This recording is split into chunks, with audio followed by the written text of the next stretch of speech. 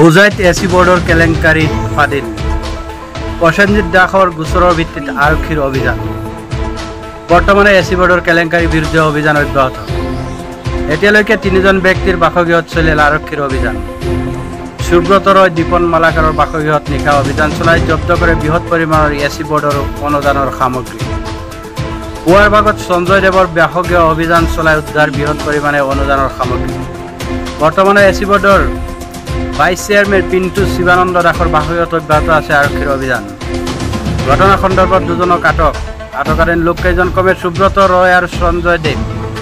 বৰ্তমানে পলাতক এসি বোৰ্ডৰ vice president chairman Pintu Shivananda Das আৰু দীপন মালাকাৰ। ইফালে অব্যাহত আছে আৰক্ষীৰ অভিযান। আজিৰ পৰা 5 মাহমান আগতে মই এসি বোৰ্ড আৰু ওবিসি বোৰ্ডৰ কেলেংকাৰী ওপৰত এখন এজাহাৰ দিছিলোঁ হোজাই থানাত 65/25। তো যোৱাকালিৰ পৰা আৰক্ষী প্ৰশাসনে কাৰ নিৰ্দেশত তদন্ত কৰি আছে আৰু ছাপা মাৰি আছে। তো গম নাপাওঁ, কিন্তু যিটো হৈ আছে ভালে হৈ আছে। চোৰবিলাক ধৰা পৰি আছে। দীপন মালাকাৰ, সুব্ৰত ৰয় আৰু সঞ্জয় দেৱৰ ঘৰৰ পৰা ইতিমধ্যে বহুত পৰিমাণে এসি বোৰ্ডৰ আৰু ওবিসি বোৰ্ডৰ সামগ্ৰী উদ্ধাৰ হৈছে আৰু এতিয়া পিণ্টু দাসৰ ঘৰত আহিছে আৰক্ষী। কিমানটা ঘৰত চলিছে?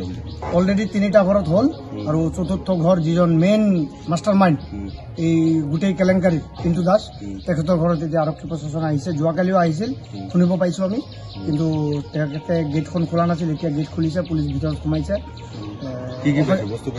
বস্তু পাইছে, আপোনাৰ পানীৰ মটৰ পাইছে এটা, আৰু কিচেন কিট পাইছে, স্প্ৰে, পথাৰত মানে মেডিচিন ঔষধ দিয়া স্প্ৰে পাইছে, পানীৰ পাইপ পাইছে, বাকেট পাইছে, ডাষ্টবিন পাইছে আৰু বহুত তেনেকুৱা সামগ্ৰী, ল'ৰা ছোৱালীৰ আপোনাৰ yoga mat, school bag, geometry box আৰু বহুত তেনেকুৱা সামগ্ৰী এসি বোৰ্ড আৰু ওবিসি বোৰ্ডত যিবিলাক দিয়া হয় তেনেকুৱা সামগ্ৰী পাইছে।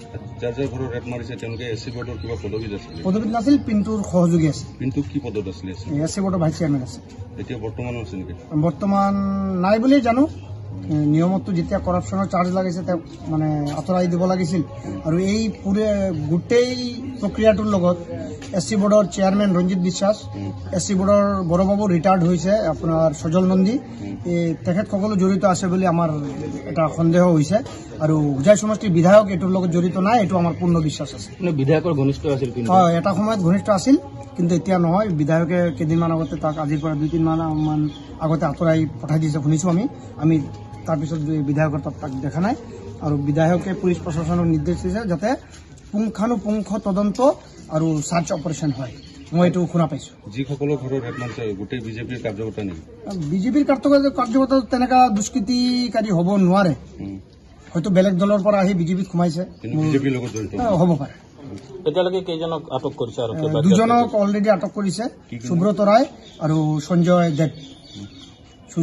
সুব্ৰত ৰয় আপোনাৰ হোজাই থানাৰ লকাপত আছে আৰু সঞ্জয় দেৱ পুলিচৰ লগতে আছে, তেখেতৰ ঘৰতে এতিয়া আছে।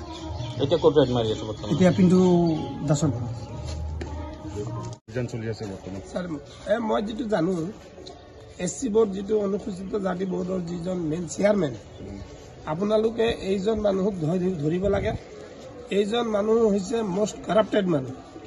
আজি যদি আপোনালোকে ইনকুৱাৰী কৰে, মই গেৰাণ্টি দি ক'ব পাৰিম যে এজন মানুহৰ ঘৰৰ পৰা তেওঁ এসি কাৰ্ড লৈ আহিছে আৰু সেই এসি কাৰ্ডৰ পৰা এজন বেনিফিচিয়াৰীক তেওঁ ফিল্টাৰো দেখাইছে, চিলাই মেচিনো দেখাইছে, টিংপাতো দেখাইছে, বিভিন্ন ধৰণৰ স্কিম দেখাই তেওঁ এজন বেনিফিচিয়াৰীক হয়তো ফিল্টাৰ দি দিছে। বাকী বস্তুবিলাক লৈ তেওঁ এই বস্তুটো যদি তদন্ত হয়, লাখ লাখ টকাৰ তদন্ত।